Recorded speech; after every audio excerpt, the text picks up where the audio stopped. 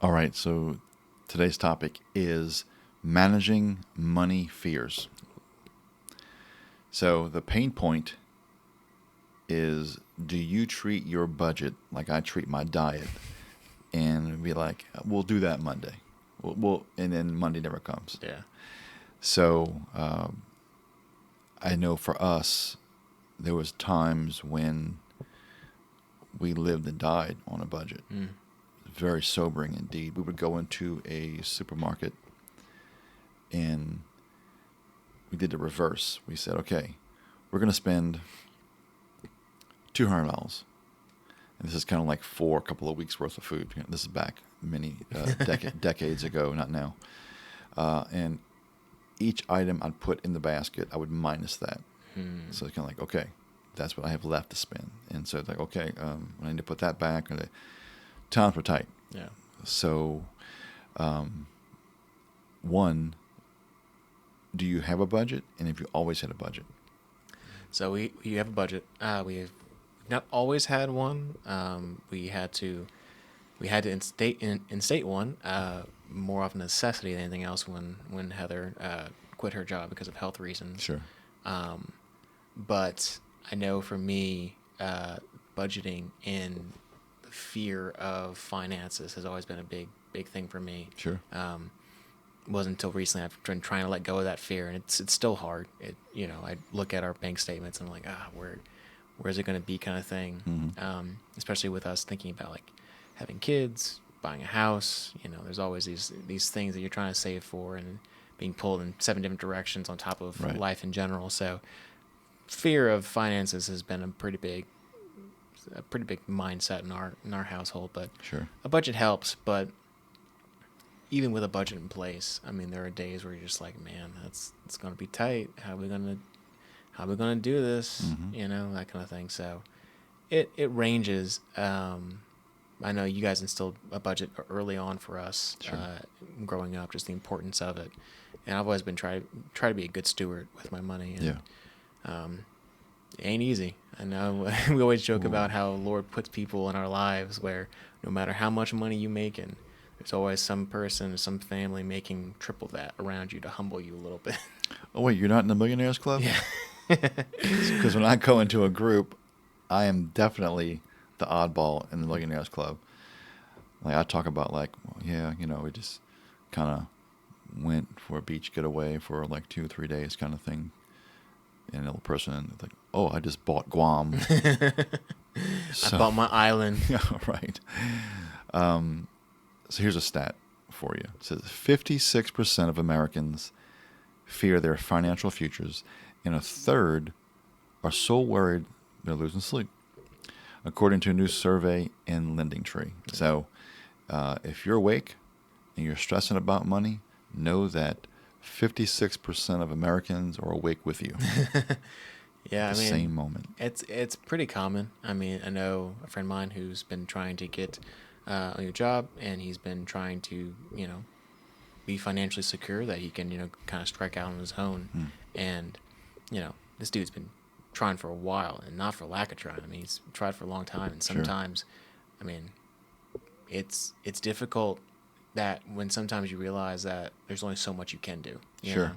Sure. And a lot of this is out of our control. But it's funny how all the fears start rolling right back to control, huh? It's the fear of not being Right. in control. Sure. Because, in control, well, think if you had complete control of your life. You probably would screw it up completely. You'd probably get some things right. And then all of a sudden, you'd be like shirtless with no shoes at the Lexus dealership trying to pick out your third car of the day because, you're in control of everything. And so, yeah, it's there's a reason why we're not in control, and God is. On the list here, about finances, I get it. It's much more enjoyable to spend money. I had a friend that I worked with, and he was like, I asked him how he was doing because he was having some financial problems. And he's like, oh, yeah, we went up and bought a sectional this weekend. And I said, oh, that's a big purchase. I said, you've been kind of needing one of those or, been saving for a while? No, we were depressed. And so we went and bought a sectional. do they not sell like an ice cream cone where you live? I mean, there's something smaller than a sectional you can purchase. And so spending money is always a little more exciting than saving money. But, when I was young, the guy who was pitching the 401k service at our company, he's always like, I'm trying to get you, the young man, to think of the old man. Because in the future you, one day is going to want to or need to make a big purchase.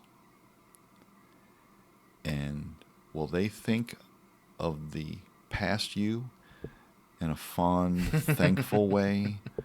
Or, I was so stupid 20 years ago. Why'd I buy that popcorn machine? Right, exactly. So, having a budget is definitely a good first step. But this is kind of like what Alcoholics Anonymous calls a dry drunk, that you're being forced to make a decision. I think if we change our perspective on money and realize that it's God's anyway, it'll change how we approach it, how we spend it. I've heard a pastor say, you want to see your heart, this is back in the day, open your checkbook and see where your money's been going to. Yeah. And where's your tithe? Yeah. Is it the first thing to come out of your check, or is it one of many? Is it there at all? That kind of thing. And so immediately when I was developing content for this, I thought of the 1 Timothy 6:10. It says, for the love of money is the root of all kinds of evil. It is through this craving that some have wandered away from the faith and pierced themselves with many pangs. That always gets misquoted.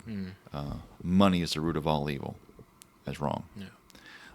The love of money. When you misprioritize money, that is the root of all evil.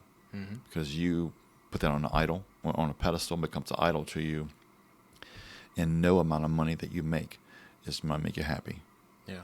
I have friends that make a ton of money, and I've worked with people who are millionaires.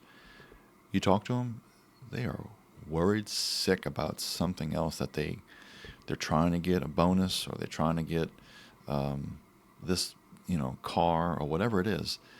They're just nervous and scared about that. It's like, how much money do you have in the bank? Why are you so nervous about this? So it's the love of money.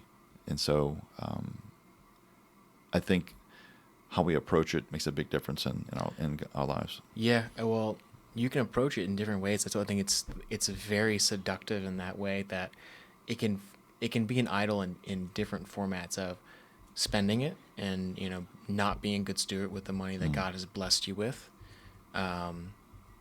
hoarding it, and so that you always need more money, right, and that becomes your main goal in life, or you tie your identity to it and it's entirely based on providing for your family, which we are called to do. Right. But if your entire identity is around how much money you make, or how many cars you have in your driveway, or how many vacations you go on with your family a year, that becomes a problem. And so all those are different aspects of the same thing. Sure. I mean, the guy who spends a lot of money probably gets laughed at by the guy who saves all this money, but they're both in the same boat, and they're both drilling holes into the bottom of it. Right.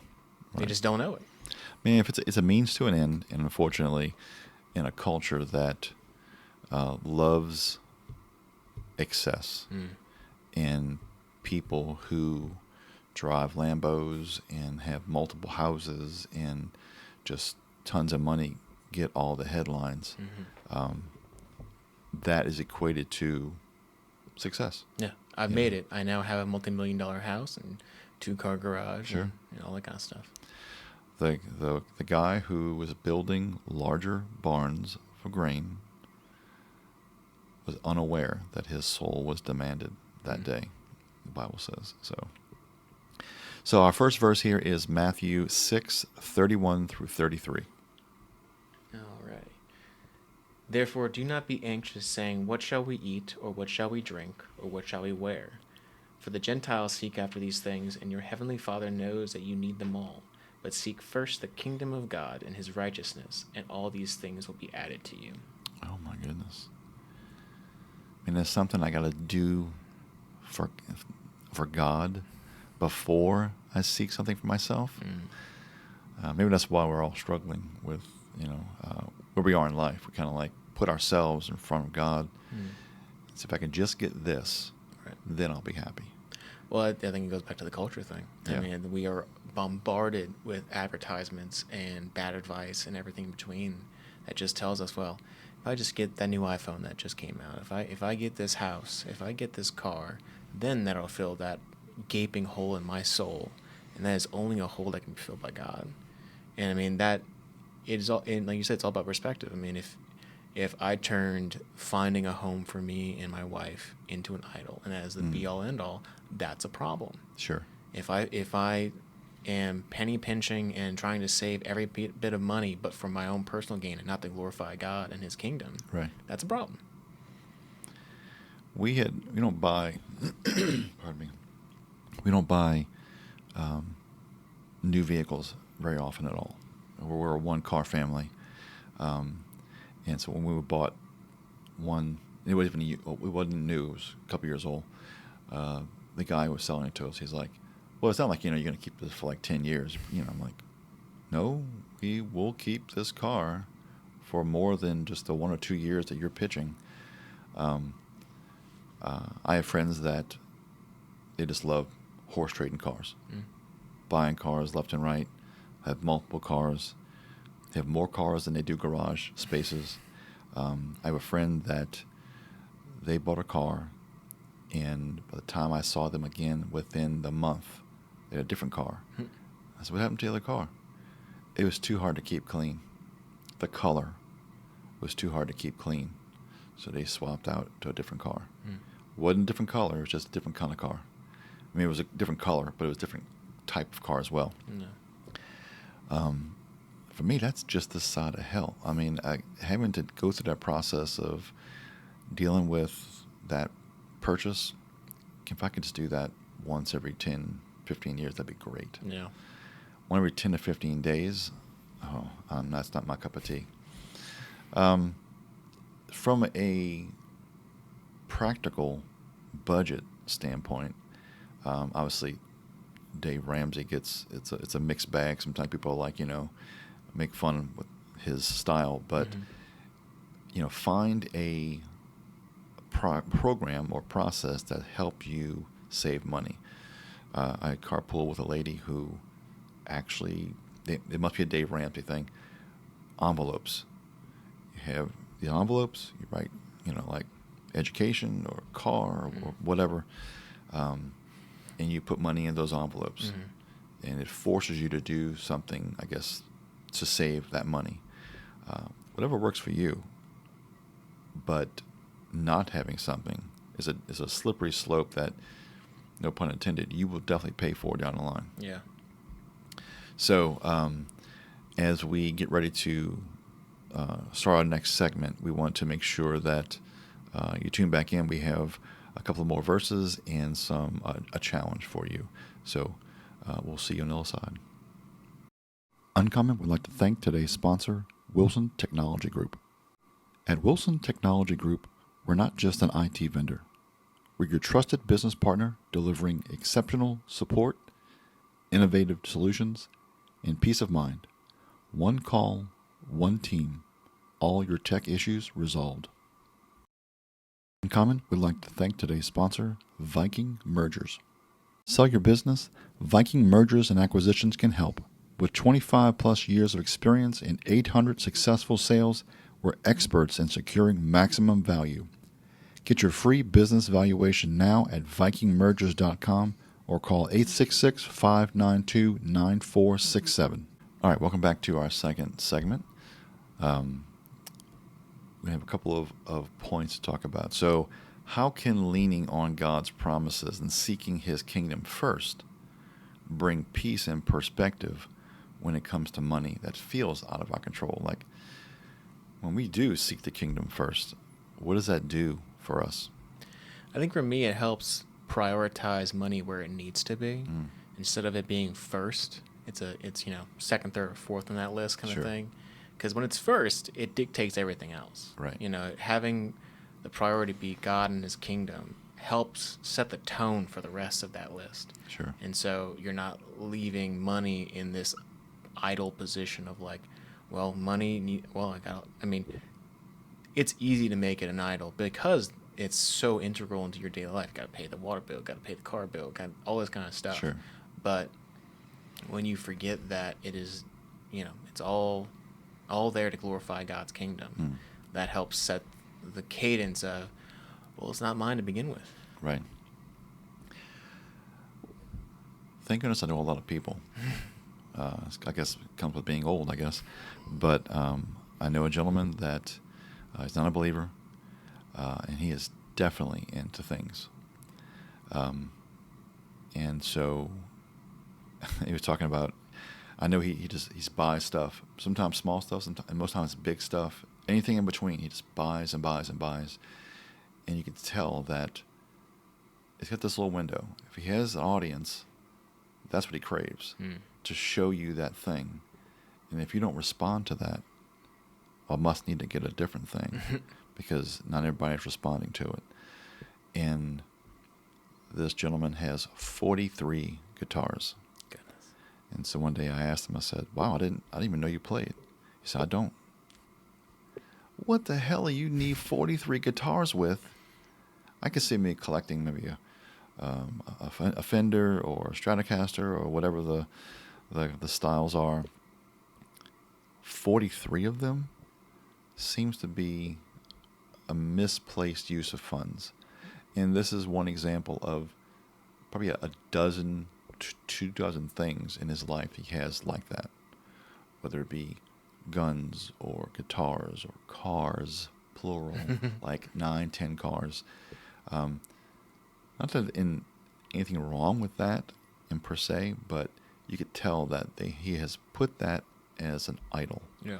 And there's a God-shaped hole in his heart that nothing he purchases fills it. There's no sense of satisfaction there. It's always, I bought this, what's next? Yeah. And so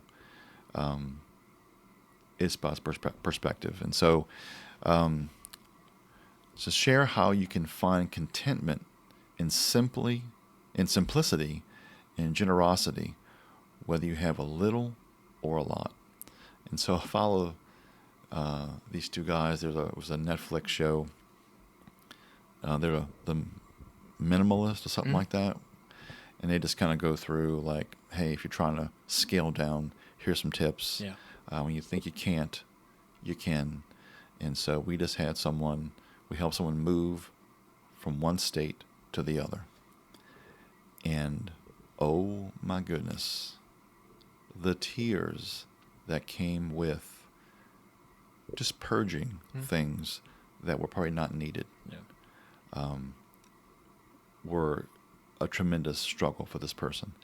And so have you ever found yourself, I know Mom and I purge often, but it's not a common thing. You find yourself trying to get more simplistic in your day-to-day life?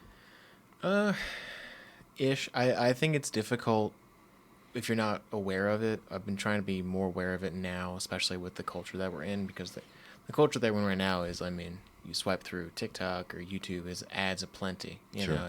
Do you need a new chair? We got new chairs for you. It comes in every shape, size, and color. Yep. And it's that contentment that I think I try to focus on a lot, because it's easy to be like, well, I need this other thing. I need this other thing.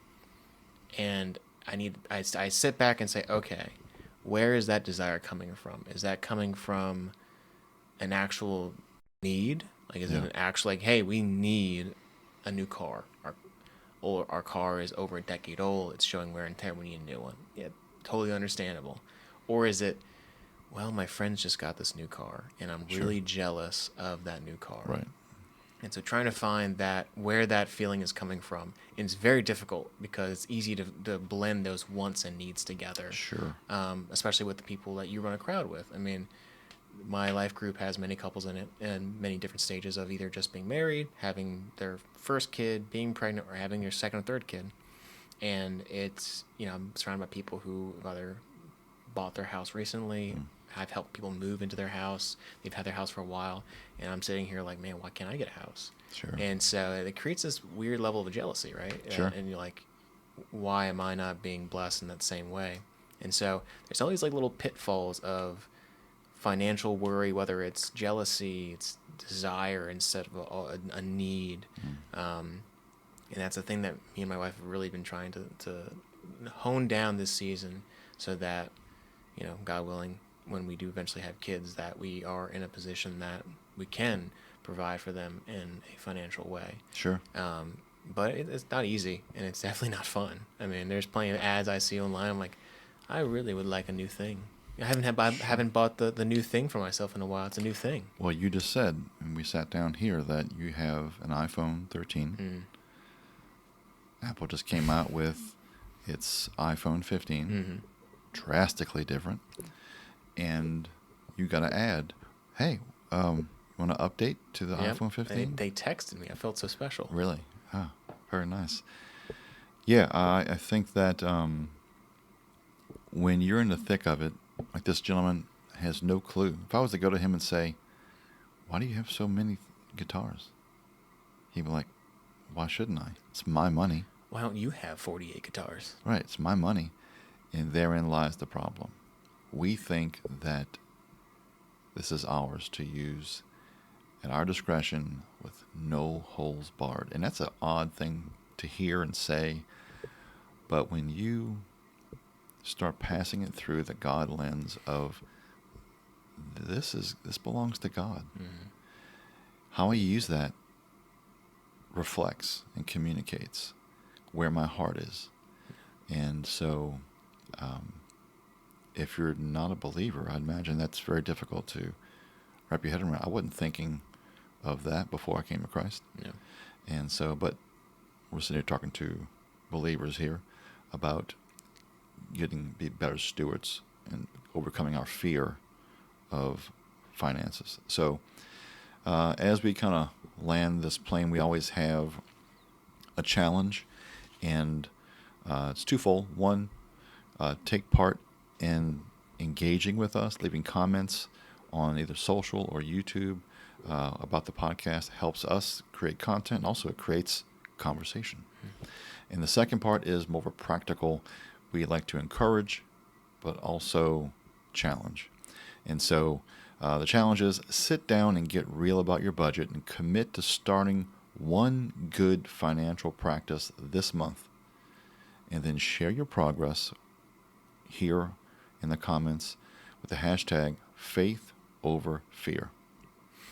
So I would definitely recommend having an accountability partner in that, because like we said in the beginning, the joke about you handle your budget like you handle your diet. Having an accountability person who steps in and kind of has a conversation of like, okay, so how's your budget going? Are you cutting back on eating out? Are you cutting back on buying your 44th guitar? Are you cutting back on that? Right. Because, we are not meant to be alone. And we talk about community being very important on this podcast time and time again. Finding that accountability partner that you can have that keeps you honest about your own decisions is paramount. I'll end it with the friend that they were shopping one day, and they went to go grab something, and they put it down, and they said, my friend has forbid me to purchase anything else because I have too much of everything already, and I don't need anything else. No matter whether you're 8 years old or 88 years old, sometimes we need someone to help us make better decisions. And so if you're not going to listen to the Holy Spirit, pray for an accountability partner to help you speak truth with grace into your life. Not to snatch that out of your hand, but maybe, ask questions gently and discuss. Do we need a 9th pair of blue shoes? Probably not. So, guys, I hope you enjoyed that. Be sure to check us out next week as we dial into another fear series as we're going through this October. And so, go out there and be uncommon.